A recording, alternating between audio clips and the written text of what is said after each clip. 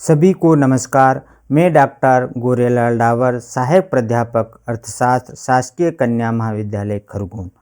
आज का जो विषय है हमारा वह है उत्पादन। तो उत्पादन क्या होता है?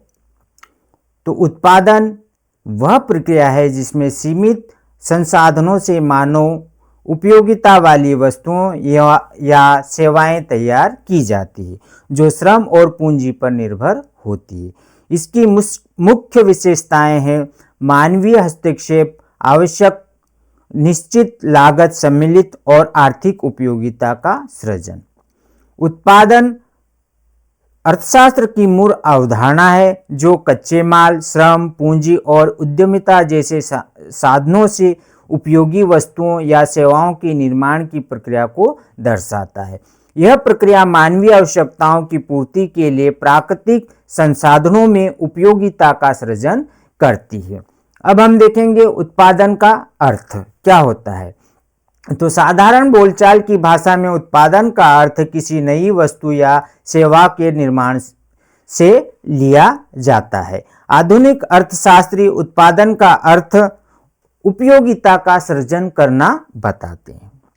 Professor JK. मेहता के अनुसार उपयोगिता का सृजन के स्थान पर उपयोगिता में वृद्धि कहना अधिक पसंद करते थे। उत्पादन की अब परिभाषा, तो उत्पादन क्या होती है और उसकी परिभाषा किन किन अर्थशास्त्रियों ने दी, उसमें से सर्वप्रथम आते हैं प्रोफेसर एली।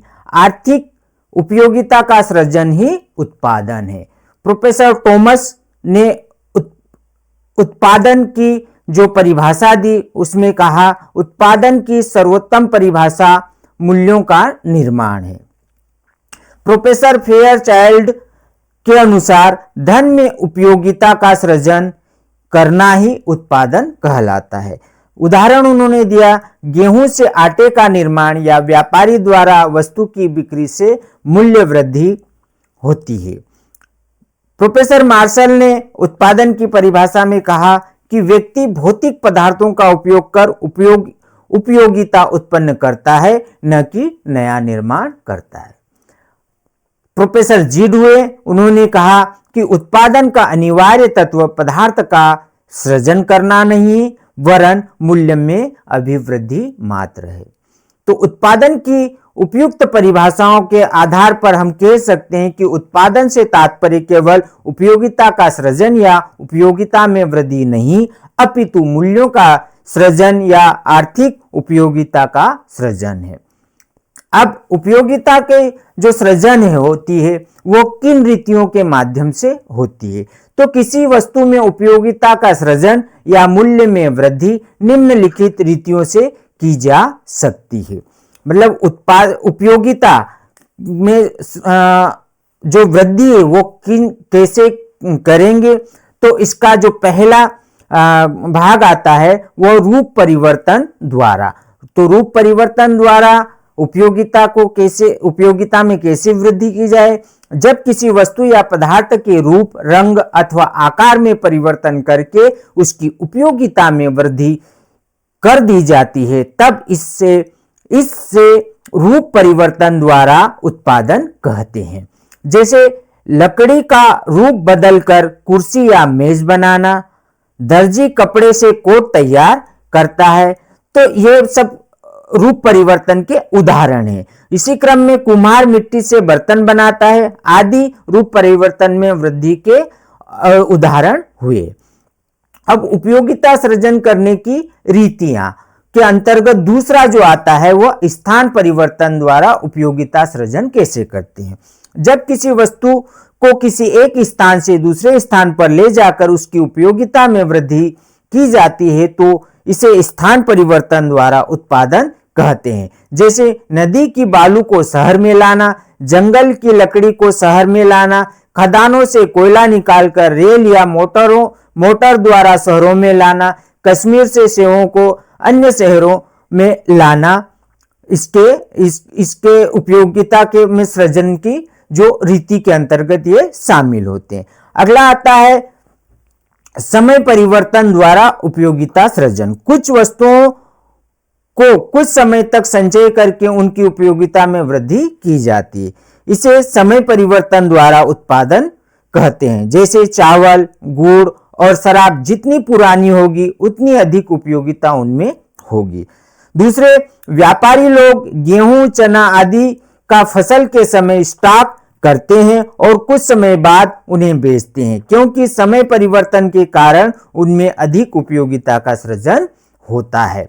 अब उपयोगिता सृजन के अगली रीति में आता है अधिकार परिवर्तन द्वारा। जब वस्तुओं के अधिकार परिवर्तन द्वारा उपयोगिता में वृद्धि की जाती है तो इस क्रिया को अधिकार परिवर्तन करके उत्पादन करना अथवा अधिकार उपयोगिता का सृजन करना कहते हैं। उदाहरण के लिए, जब एक पुस्तक विक्रेता के पास से किसी विद्यार्थी के पास चली जाती है तो उसकी उपयोगिता में वृद्धि हो जाएगी। इसी प्रकार संगीत कला से अनभिज्ञ व्यक्ति के लिए सितार की कोई उपयोगिता नहीं है, परंतु जब सितार किसी संगीतज्ञ के पास चला जाता है तो सितार की उपयोगिता बढ़ जाएगी। अगला जो उपयोगिता सृजन का जो रीति के अंतर्गत आता है सेवा परिवर्तन द्वारा, मतलब उपयोगिता को किस प्रकार से और परिवर्तित किया जा सकता है, तो सेवा परिवर्तन द्वारा किया जाता है। तो सेवा उपयोगिता से आशय उस उपयोगिता से है जो मनुष्य की सेवा के परिणाम स्वरूप उत्पन्न होती है।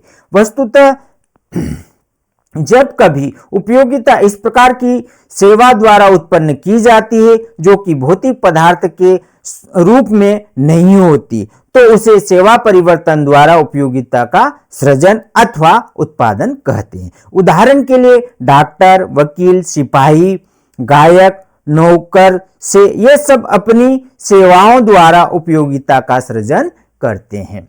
अब हम देखते हैं उत्पादन का महत्व कि उत्पादन के क्या क्या महत्व रहे।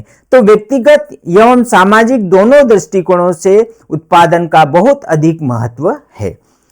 तो पहला महत्व आता है इसका व्यक्तिगत दृष्टिकोण से उत्पादन का बहुत अधिक महत्व है। प्रत्येक व्यक्ति अपनी आवश्यकताओं की पूर्ति करने के लिए स्वयं वस्तुओं तथा सेवाओं का उत्पादन करता है अथवा दूसरे व्यक्तियों द्वारा उत्पन्न की गई वस्तुओं से विनिमय करता है। व्यक्ति उत्पादन की क्रिया के फलस्वरूप ही व्यक्तियों की आवश्यकताओं की पूर्ति उनके द्वारा उत्पादन की मात्रा पर निर्भर करती है। अगला सामाजिक दृष्टिकोण से उत्पादन का विशेष महत्व है। किसी व्यक्ति, देश अथवा समाज का जीवन स्तर देश में उत्पन्न वस्तुओं तथा सेवाओं की मात्रा पर निर्भर करता है। जिस समाज अथवा देश में उत्पादन का स्तर जितना अधिक होगा वहां के निवासियों का जीवन स्तर भी उतना ही ऊंचा होगा। इसके विपरीत उत्पादन का स्तर कम होने पर जीवन स्तर भी नीचा होगा। भारत में उत्पादन का स्तर नीचा होने के कारण ही यहाँ के निवासियों का जीवन स्तर नीचा है, जबकि अमेरिका, इंग्लैंड आदि देशों में उत्पादन का स्तर ऊंचा होने से वहाँ के निवासियों का जीवन स्तर भी ऊंचा है। वस्तुतः उत्पादन स्तर में वृद्धि सामाजिक जीवन को अत्यधिक समृद्ध व समुन्नत बनाती है तथा जीवन स्तर को ऊंचा उठाने में सहायता करती है। अगले जो आती है राष्ट्रीय दृष्टिकोण से भी उत्पादन का बहुत महत्व है। किसी राष्ट्र की अर्थव्यवस्था की प्रकृति वहां के उत्पादन की प्रकृति व स्वभाव पर निर्भर करती है। जिन देशों में उत्पादन के नए नए तरीकों तथा नई प्रविधियों के प्रयोग द्वारा उत्पादन वृहत पैमाने पर किया जाता है वे देश आर्थिक दृष्टि से अधिक समृद्ध एवं विकसित माने जाते हैं। इंग्लैंड, अमेरिका, जर्मनी आदि देश आर्थिक दृष्टि से समृद्धशाली इसलिए है कि वहां उत्पादन की प्रविधियां विकसित है। इसके विपरीत भारत, पाकिस्तान आदि देशों में निम्न उत्पादन स्तर होने के कारण इन्हें अविकसित या विकासशील या अर्ध विकसित देश कहा जाता है। अब अगला महत्व आता है अंतर्राष्ट्रीयता। अंतर्राष्ट्रीय दृष्टिकोण से भी उत्पादन का महत्वपूर्ण स्थान है। आजकल विश्व के विभिन्न राष्ट्रों में आर्थिक सहयोग की भावना बढ़ती जा रही। विश्व के विकसित राष्ट्र अल्प विकसित राष्ट्रों के आर्थिक विकास में सहयोग कर रहे हैं। इस बढ़ते हुए आर्थिक सहयोग के परिणाम स्वरूप आज एक राष्ट्र के उत्पादन स्तर एवं प्रवृत्तियों का प्रभाव दूसरे राष्ट्र के उत्पादन स्तर एवं प्रवृत्तियों पर पड़ता है। अब आगे हम देखते हैं कि उत्पादन को कौन कौन से तत्व प्रभावित करते हैं। तो किसी देश में उत्पादन की मात्रा विभिन्न प्रकार के तत्वों से प्रभावित होती है। उत्पादन की कुशलता से आशय एक निश्चित समय में उत्पादन की अधिक मात्रा तथा अच्छी किस्म की वस्तुओं की प्राप्ति से है। अब उत्पादन को कौन कौन से तत्व जो प्रभावित कर रहे हैं, उसमें पहला आता है प्राकृतिक तत्व। किसी देश में उत्पादन की मात्रा तथा कुशलता वहां के प्राकृतिक साधनों की मात्रा पर निर्भर करती है। यदि देश में भूमि, जलवायु, खाने, पहाड़ व नदियों आदि जो कि प्रकृति के विपुल निःशुल्क उपहार हैं, इनकी मात्रा अधिक पाई जाती है तो वहां उत्पादन की अधिक मात्रा में संभव होगा। अब अगला जो तत्व आता है मानवीय तत्व। प्राकृतिक साधनों का समुचित विद्वहन मानवीय साधनों से ही संभव होता है। अतः जिस देश में जनसंख्या न अधिक और न कम है तथा श्रमिक कुशल और परिश्रमी है तो उत्पादन की मात्रा अधिक होगी। अब अगला तत्व आता है उत्पादन को प्रभावित करने वाला है वह तकनीकी ज्ञान। देश में विज्ञान तथा तकनीकी ज्ञान की जितनी प्रगति होगी उतनी उत्पादन की मात्रा तथा कुशलता भी अधिक होगी। अतः आवश्यक है कि श्रमिकों और तथा प्रबंधकों को तकनीकों शिक्षा की उचित तथा विस्तृत रूप में सुविधाएं उपलब्ध कराई जाए। अगला जो उत्पादन को प्रभावित करने वाला तत्व होता है वह कच्चे माल की उपलब्धता। किसी देश में उत्पादन की मात्रा को निर्धारित करने में कच्चे माल का महत्वपूर्ण स्थान होता है। यदि देश में उद्योगों के लिए प्रचुर मात्रा में तथा उचित मूल्य पर माल मिलता है तो उत्पादन की मात्रा एवं कुशलता में निश्चित ही वृद्धि होगी। अगला जो तत्व आता है पूंजी को प्रभावित करने वाला है वह उत्पादन को प्रभावित करने वाला तत्व आता है वह पूंजी की उपलब्धता। पूंजी के अभाव में उत्पादन संभव नहीं होता है। अतः उत्पादन बहुत बड़ी व्यवस्था होना आवश्यक है। इस हेतु देश में बैंकिंग, बीमा के पर्याप्त एवं सस्ती दर पर पूंजी की व्यवस्था आदि की उचित एवं पर्याप्त व्यवस्था होनी चाहिए। अब उत्पादन को प्रभावित करने वाले अगले तत्व आता है परिवहन एवं संचार। यदि देश में परिवहन तथा संचार सुविधाएं पर्याप्त रूप में विकसित है तो इससे उत्पादन की मात्रा तथा कुशलता में वृद्धि होगी। परिवहन एवं संचार के साधन उद्योगों तक कच्चा माल पहुंचाते हैं, उत्पादित वस्तुओं को मंडियों तक सुगमता और एवं शीघ्रता से पहुंचाते हैं तथा श्रमिकों को गतिशीलता को बढ़ाते हैं। परिणाम स्वरूप उत्पादन की मात्रा बढ़ती है। अगला जो तत्व आता है वह उत्पादन कला। यदि उत्पादन के क्षेत्र में नवीनतम उत्पादन विधियों तथा वैज्ञानिक तरीकों का उपयोग किया जाता है तो देश के उत्पादन की मात्रा में निश्चित वृद्धि होगी।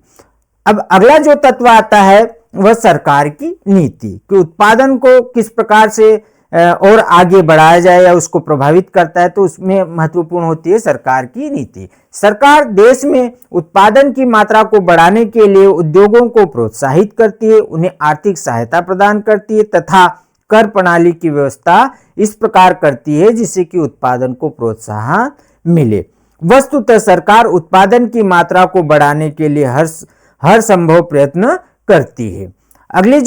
अगला जो उत्पादन को प्रभावित करने वाला तत्व आता है वह अनुसंधान की सुविधाएं। यदि देश में नए नए अनुसंधानों पर जोर दिया जाता है तथा उत्पादन की नई रीतियों की खोज हो रही है तथा लागत को कम करने के संबंध में अनुसंधान हो रहे हैं तो इन सब का उत्पादन की मात्रा तथा कुशलता पर अवश्य प्रभाव पड़ेगा। राजनीतिक स्थिरता यह भी उत्पादन को प्रभावित करते हैं। किसी देश में उत्पादन की मात्रा इस बात पर भी निर्भर करती है कि देश में राजनीतिक स्थिरता, शांति एवं सुरक्षा की व्यवस्था कैसी है, सरकार आर्थिक मामलों में कितना हस्तक्षेप करती तथा आर्थिक जीवन की उन्नति के लिए क्या क्या कदम उठाती है। अब निष्कर्ष रूप में हम कह सकते हैं कि आर्थिक उपयोगिता का सृजन ही उत्पादन है। व्यक्तिगत दृष्टिकोणों से उत्पादन का बहुत अधिक महत्व है। प्रत्येक व्यक्ति अपनी आवश्यकताओं की पूर्ति करने के लिए स्वयं वस्तुओं तथा सेवाओं का उत्पादन करता है। इस अध्ययन से हमारे आपके लिए कुछ प्रश्न बनते हैं कि उत्पादन की परिभाषा दीजिए, उपयोगिता सृजन करने की रीतियां कौन कौन सी है, उत्पादन को प्रभावित करने वाले तत्व कौन कौन से हैं और उत्पादन का महत्व क्या है। सभी को धन्यवाद।